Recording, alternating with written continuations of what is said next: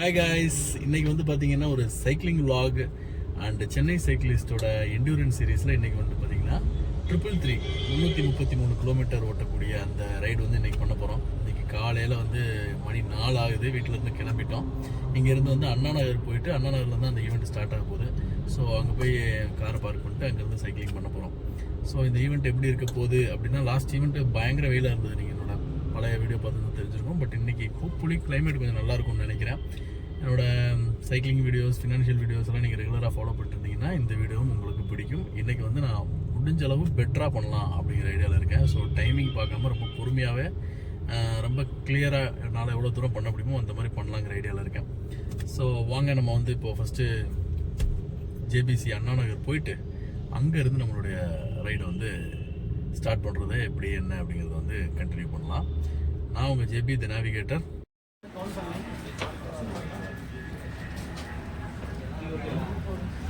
Okay, நம்ம வந்து இப்போ ஜேபிசி அண்ணா நகர் வந்துட்டோம். இந்த அங்கே இருக்கா லைட்டு தெரியுதா, அதுதான் அண்ணா நகர் உள்ள ஜஸ்ட் பை சைக்கிள்ஸோட ஷாப்பு. இங்கேருந்து தான் நம்மளுடைய பயணத்தை வந்து தொடர போகிறோம். அண்டு பைக் செக்கெலாம் முடிச்சாச்சு. வேறு என்ன பிப்கார்டெலாம் கலெக்ட் பண்ணியாச்சு. அந்த பிப்கார்டுங்கிறது என்னென்னா, அதில் நம்ம எந்தெந்த கண்ட்ரோல் பாயிண்ட்லாம் போயிட்டு ஃபோட்டோ எடுக்கணும் அப்படிங்கிற டீட்டெயில்ஸ் வந்து இருக்கும். ஸோ அது வந்து நம்ம வாங்கி வச்சுக்கணும். அந்தந்த இடத்துல போய் கரெக்டாக ஃபோட்டோ எடுத்து அனுப்பணும். ஏன்னா நம்ம அந்த ரூட்டில் போகிறோம். ஐ திங்க் லாஸ்ட் டைம் கூட நான் சொல்லியிருந்தேன்.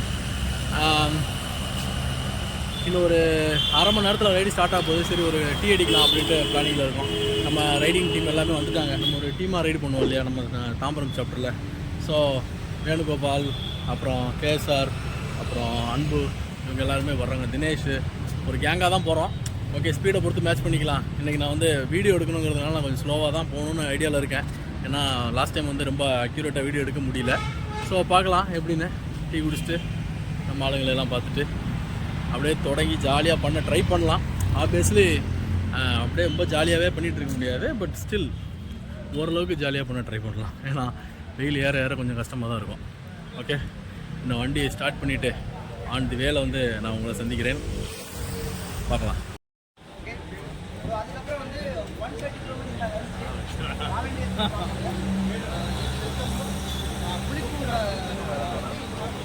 ஓகே, ரைடு ஸ்டார்ட் பண்ணுறதுக்கு இன்னும் 2 minutes. ஃபஸ்ட்டு சிபி நோக்கி போயிட்டுருக்கோம். பூந்தமல்லியில் இருக்கோம் இப்போ. எக்ஸாக்டாக பூந்தமல்லியிலேருந்து அந்த திருத்தணி போகிற ரைட் எடுத்தால் ஒரு 9 கிலோமீட்டர்ஸில் வரும்னு போட்டிருக்கு மேப்பில். ஸோ அங்கே தான் இப்போ நம்ம போயிட்டுருக்கோம். இங்கேருந்து எலிவேஷன் தான். ஸோ ஆல்மோஸ்ட் ஒரு 150 கிலோமீட்டர் வரைக்குமே எலிவேஷனாக தான் இருக்கும் மேப்பில் பார்த்த வரைக்கும். சரியான டிராஃபிக்கு. ஸோ சிபிக்கு போயிட்டு அதை தாண்டி தான் சாப்பிட்லாங்கிற பிளானு. கிளைமேட் இன்றைக்கி ஓரளவு கை கொடுக்குங்கிறதே தெரியுது. இப்போ வரைக்கும் வெயில் இல்லை. ஆக்சுவலி இந்த டயத்தில் வெயில் ஸ்டார்ட் ஆகிடும். ஸோ பார்க்கலாம். நம்ம ஃபஸ்ட்டு சிபி, அதாவது திருத்தணி ரோட்டில் வந்து ஒரு 10 கிலோமீட்டருன்னு நினைக்கிறேன். அதாவது நம்ம பூந்தமல்லியிலேருந்து ரைட் எடுக்கிறது அங்கேருந்து ஒரு 10 கிலோமீட்ரு அங்கே தான் இருக்குது first CP. Japan India lighting லிமிட்டட்னு ஏதோ ஒரு கம்பெனி. அது வாசலில் போயிட்டு நாங்கள் ஒரு செல்ஃபி எடுத்து குரூப்பில் போஸ்ட் பண்ணணும். ஸோ நீங்கள் அதை கிராஸ் பண்ணியிருக்கீங்க அப்படிங்கிறத பார்க்குறதுக்கு சூப்பராக இருக்குது இந்த ஏரியா.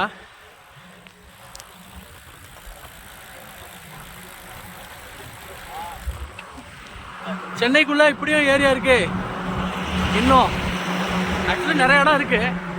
என் வீடியோஸில் காமிச்சிருக்கேன். ஸோ கொஞ்சம் கொஞ்சம் மிச்சம் இருக்குது. ஆனால் கூடிய சீக்கிரம் அப்பார்ட்மெண்ட் ஆயிருன்னு வைங்க. பட் இருக்கிறப்பமே என்ஜாய் பண்ணிக்குவோம். ஃபஸ்ட் சிபியில் போயிட்டு எவ்வளோ நேரத்தில் போயிருக்கோம் என்ன அப்படிங்கிறத பார்க்கலாம். அண்டு இன்றைக்கி ரைடு எப்படி இருக்க போகுது. புலிகுண்டு நாங்கள் போகிற இடம் நான் இது வரைக்கும் சொல்லலை. ஸோ புலிகுண்டுங்கிற இடம் வந்து எனக்கு ரொம்ப ஃபேவரட்டான ஒரு இடம். 2 கிலோ இருக்கும் பெருசாக. நான் யூடியூப்பில் நிறைய தடவை பார்த்துட்டு இருந்திருக்கேன். ஆனால் இது வரைக்கும் போனதில்லை. சைக்கிளில் போகிற ஆப்பர்ச்சுனிட்டி கிடைக்கும் நான் எதிர்பார்க்கவே இல்லை. ஸோ அந்த இடம் எப்படி இருக்குது அப்படின்னு பார்க்கலாம்.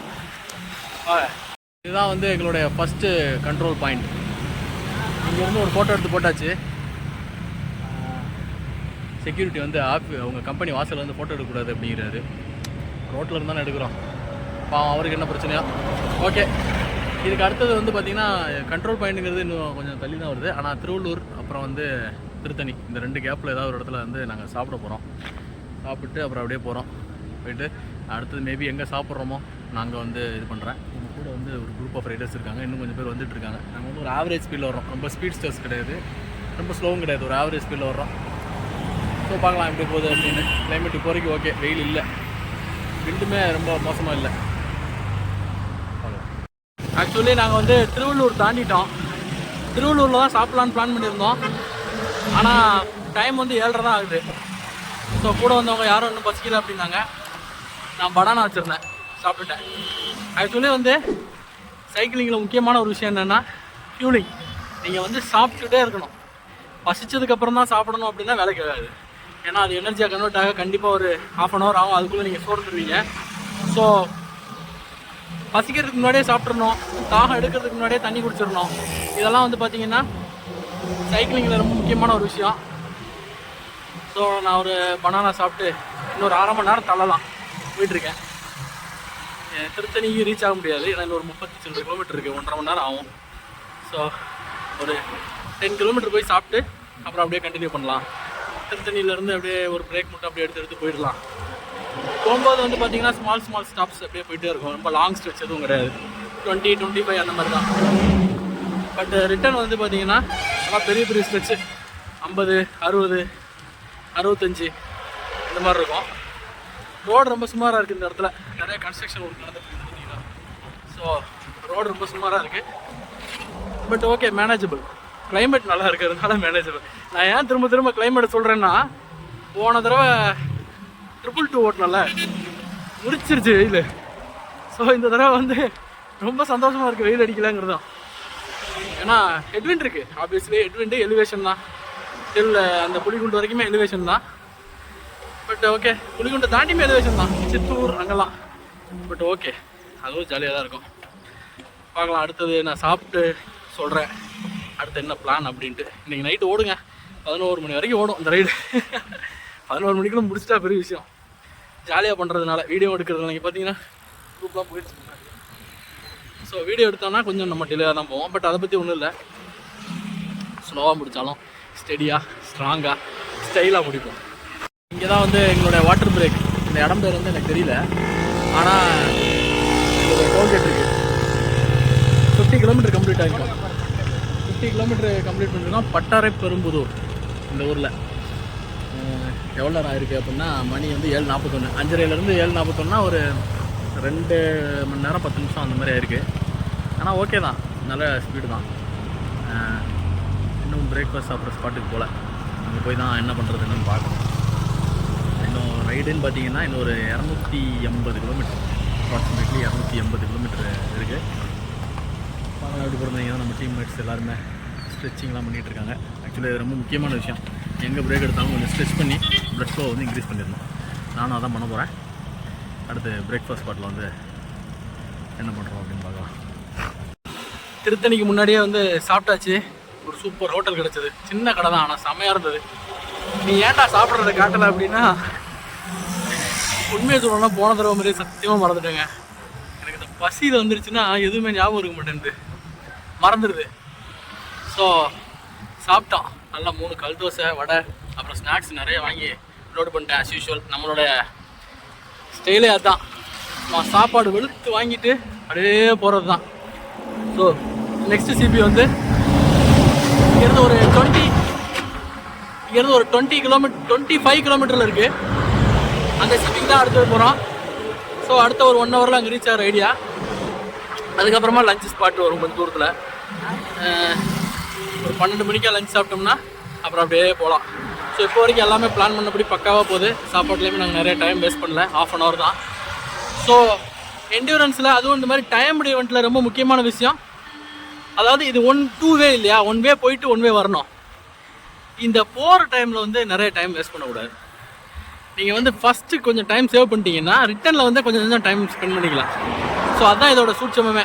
நிறைய பேர் போகும்போது நிறைய வேஸ்ட் பண்ணிட்டு கடைசியில் அறக்க பறக்க ஓடுவாங்க. அது தப்பு. போகும்போது எவ்வளோ டைம் சேவ் பண்ண முடியுமோ அவ்வளோ டைம் சேவ் பண்ணிடணும். சூப்பராக அப்படியே சூப்பராக முடிக்கலாம். பார்க்கலாம் நமக்கு எப்படி போகுதுன்னு. அடுத்தது வந்து அடுத்த சிபியில் கண்டினியூ பண்ண. டிராஃபிக் இருக்குது ஹெவியாக, நான் உங்களுக்கு அடுத்த கிளிப்பில் காண்ட்ரு பண்ணுங்க. ஹெவியான டிராஃபிக்கு இந்த ஒரு ஓரமாக தான் போகிறோம், ஆனால் அந்த மாதிரி ஃபுல்லாக ஹெவி வெஹிக்கிள்ஸ். ஸோ சைக்கிளிங்கில் வந்து எப்போவுமே சைக்கிளிஸ்ட்டை மதிக்கவே மாட்டாங்கன்னு வைங்களேன் ரோட்டில். ஸோ சேஃப்டியாக போய்க்கிற வேண்டியது நம்மளோட பொறுப்பு. ஸோ அப்படியே அட்ஜஸ்ட் பண்ணி இந்த கோட்டுக்கு இந்த பக்கமே ஓட்டிகிட்டு இருக்கேன். அடுத்த இடத்துல போய் நம்ம பார்க்கலாம். திருத்தணி வந்தாச்சு. உங்களுக்கு தெரியுதான்னு தெரில, இந்த பக்கம் மலை இருக்குது, இந்த பக்கம் லெஃப்ட்டில் போனால் திருத்தணி. நாங்கள் அப்படி ஸ்ட்ரைட்டாக போய் அப்படியே எந்த இடம் ஆர்கேபேட் அப்படிங்கிற ஒரு இடத்துக்கு போனோம்.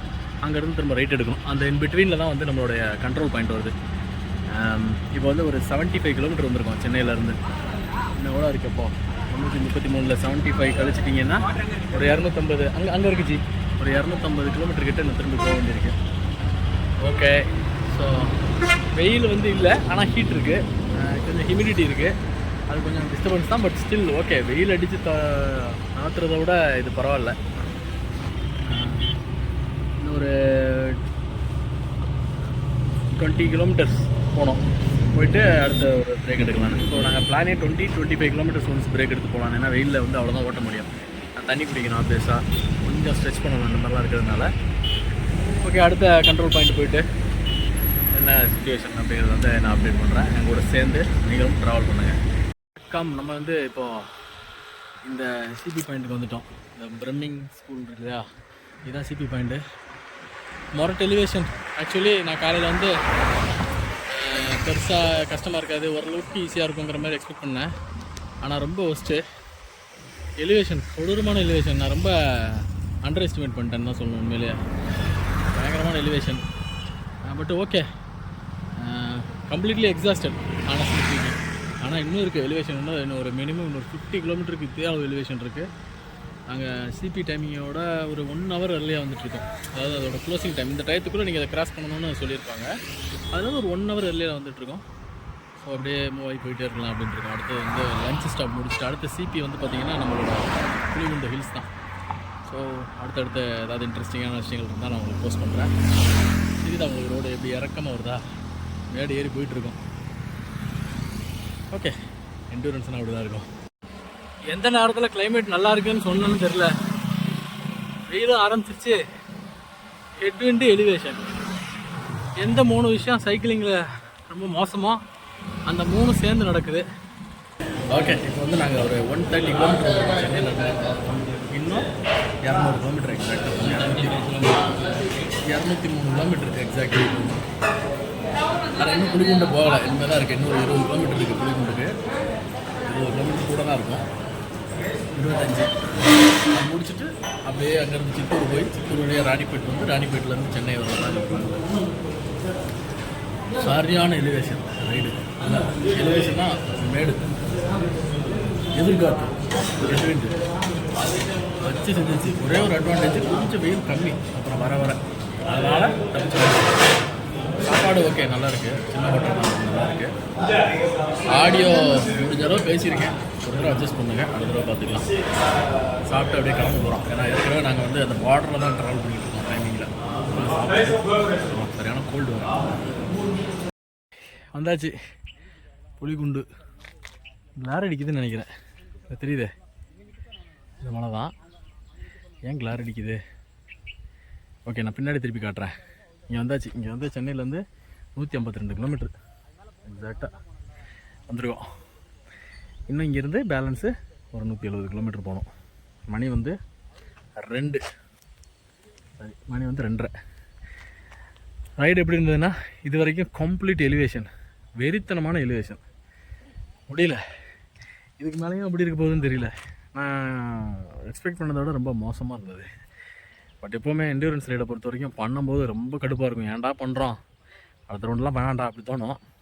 வீட்டுக்கு போய் ஒரு 2 நாள் ஆனோடனே அடுத்த என்டூரன்ஸ் ரைடு எப்போ போடுவான்னு கிளம்பிடுவோம். அதுதான் நம்மளுடைய நேச்சர். ஓகே, இப்படி உங்களுக்கு வந்து அந்த மலையை அந்த இதை காட்டுறேன். ஆக்சுவலி நாங்கள் இன்னும் மலை பக்கத்தில் போகணும், அங்கே போய் தான் எடுக்கணும். நான் அது எந்த பக்கம் போகிறதுன்னு தெரியல. இங்கே ஒரு வழி இருக்குது, அந்த பக்கம் ஒரு வழி இருக்குது. அது தெரியுது இல்லையா, இதுதான் புலிகுண்டு. இந்த 2 மலைக்கு நடுவில் பார்த்தீங்கன்னா ஒரு பிரிட்ஜ் இருக்குது. உங்களால் ஜூம் பண்ணி இப்போ ட்ரை பண்ணுறேன் நான். என் ஃபோனில் ஜூம் தெரியுது பார்த்தீங்களா, இந்த பிரிட்ஜ் இப்போ தான் ஒருத்தர் கிராஸ் பண்ணி போனார். ஸோ இந்த மலை ஏறி, இவ்வளோ உயரமான மலையில் ஏறி அந்த பிரிட்ஜ் வழியாக இந்த பக்கத்து மலைக்கு வரலாம்.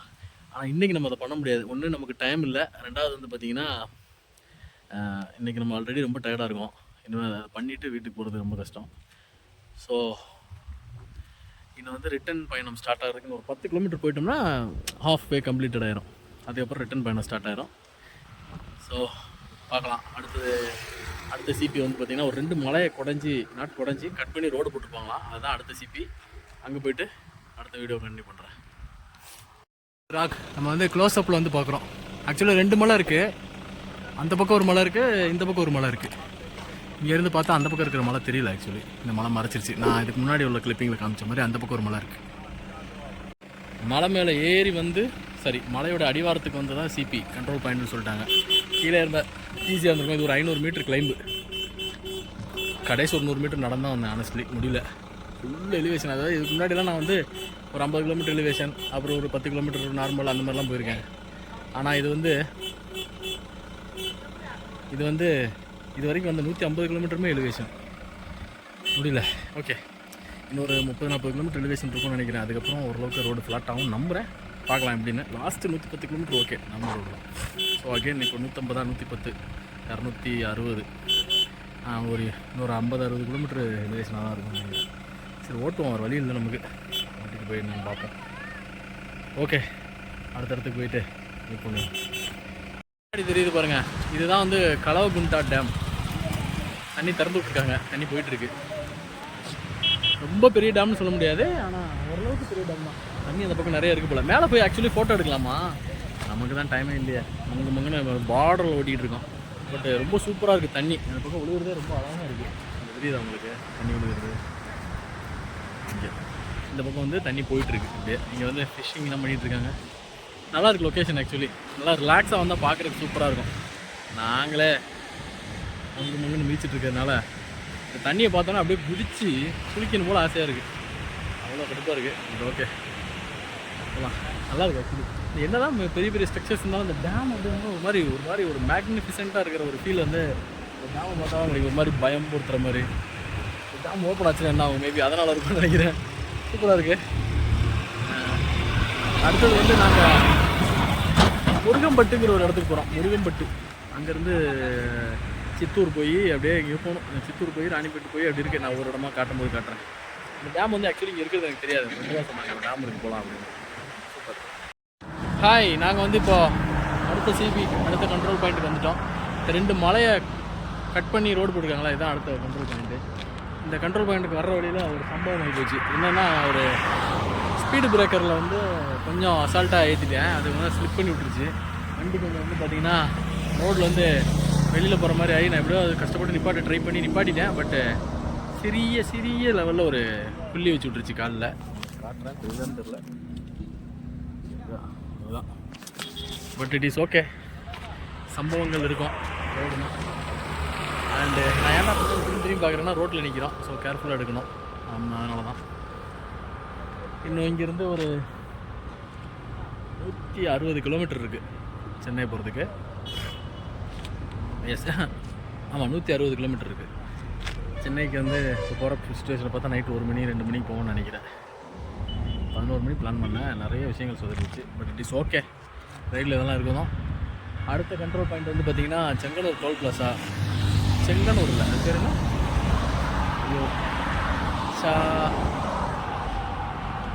ஏதோ ஒரு டோல் பிளாஸாங்க. அது எனக்கு தெரியல. நான் அங்கே போய்ட்டு சொல்கிறேன். சாரி. அது இங்கேருந்து ஒரு 65-70 அந்த ரேஞ்சில் இருக்குது. சரி, அங்கே போய்ட்டு அடுத்தது பார்க்கலாம். இல்லை போகிற வழியில் வேறு ஏதாவது இன்ட்ரெஸ்டிங்காக தான் பார்க்கலாம்.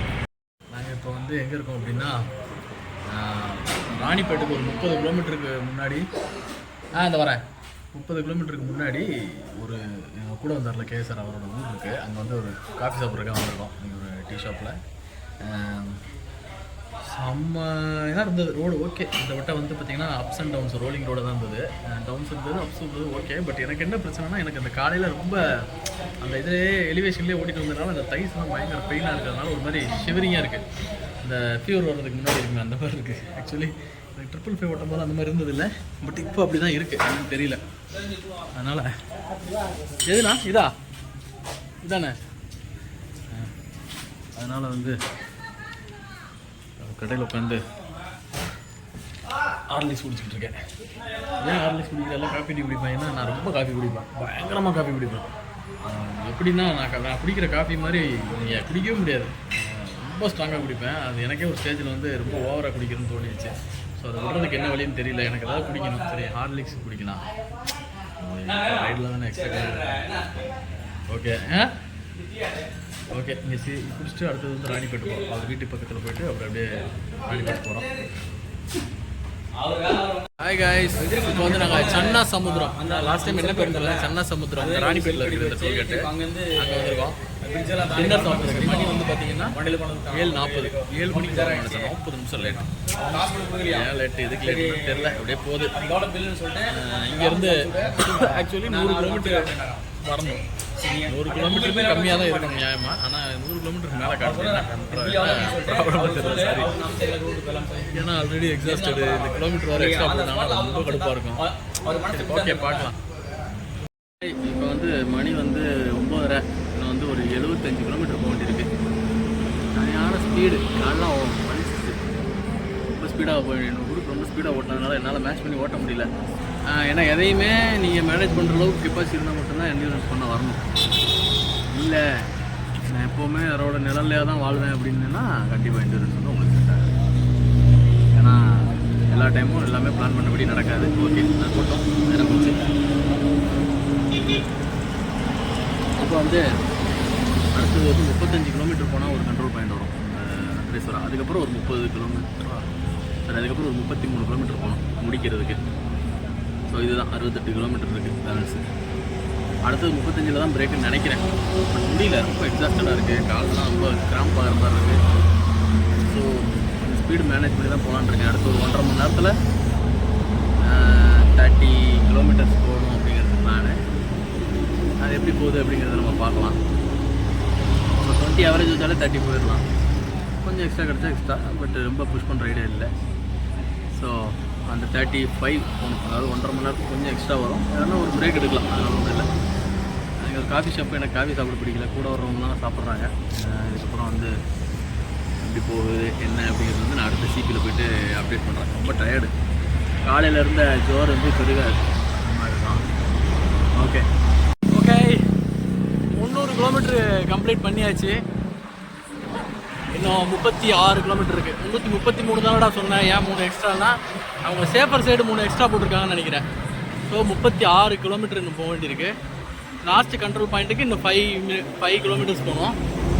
அதுக்கப்புறம் ஒரு 31 கிலோமீட்டர் போகணும். ஸோ அதுதான் இப்போ ஸ்ரீபெரும்புதூரில் இருக்கோம். ஸோ டைம்னு பார்த்தோன்னா இன்னும் ஒரு 4 மணிக்கு முடியல. எங்களுக்கு இப்போ 11:15 தான் ஆகுது. ஸோ ரிலாக்ஸாகவே முடிக்கலாம். அப்படியே ஜாலியாக முடிப்போம். ஓகே, இதுதான் நம்மளோட last CP, Venkateswara engineering college வந்தாச்சு. இன்னும் இங்கேருந்து 31 கிலோமீட்டர் போகணும். டைம் பார்த்திங்கன்னா 11:35. ஸோ 12, அந்த பக்கம் ஒரு 4. ஸோ 4.5 மணி நேரம் இருக்குது. 35 கிலோமீட்டருக்கு ரொம்ப ஜாலியாக பண்ணலாம். டீம் மெம்பர்ஸ் எப்படி பிளான் பண்ணுறாங்கன்னு தெரியல. எனக்கு கால் வலிக்குது. அது ஸ்கில் எனக்கு கால் வலிக்குது. தண்ணி இல்லை, இங்கே கடை இல்லை. ஸோ எங்கேயாவது கடையை கண்டுபிடிக்கணும், தண்ணி குடிக்கணும், ரெஸ்ட் எடுத்து. என்னோட ஐடியா என்னென்னா ரெஸ்ட் எடுத்து அப்படியே ஜாலியாக முடிக்கிறேன். இன்னும் வரல. ஓகே, அடுத்து எங்கேயாவது பிரேக் எடுத்தால் பார்க்கலாம். அப்புறம் ஃபைனல் தான் ஜேபிசியில் போய்ட்டு ஃபினிஷ் பண்ணிட்டு வரோம். வ்ளாகில் என்னால் முடிஞ்ச அளவு கவர் பண்ணியிருக்கேன். வாய்ஸ் குவாலிட்டியாக பேசியிருக்கேன். எப்படி வருதுன்னு பார்க்கலாம். நானே எந்த வீடியோவும் பார்க்கல. சைக்கிளிங்கில் வ்ளாக் பண்ணுறது வந்து ரொம்ப ரொம்ப டஃப்பு. ஒவ்வொரு தடவையும் மொபைல் எடுத்து பண்ணி, அதுவும் என்டியூரன்ஸ் ரைடில் நூற்றுக்கணக்கான கிலோமீட்டர் ஓட்டிகிட்ருப்போம். இருந்தாலும் என்டியூரன்ஸ் ரைடு எப்படி இருக்கும் அப்படின்னு உங்களுக்கு தெரியணுங்கிறதுக்காக தான். மணி 11:30, காலையில் 5:30 கிளம்புவோம். இந்த எப்படி 1.5 மணி நேரம் 2 மணி நேரம் ஆகும். ஓகே பார்க்கலாம். ஓகே, நம்ம வந்து இப்போ ஃபினிஷ் பண்ணியாச்சு. மணி வந்து 1:30.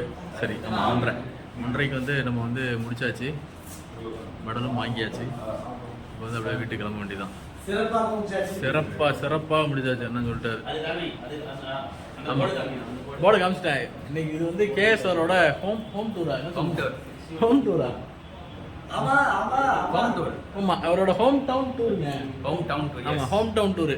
எங்களுக்கு நிறைய ஸ்பான்சர்லாம் பண்ணார். அடிக்கடி அந்த அப்படியே போயிட்டு என்ஜாய் பண்ணிட்டு வரலாம். அவ்வளோதான். ஓகே, பாய். ஓகே, அவங்களாம் இங்கே ரெஸ்ட் எடுத்து போகிறாங்க.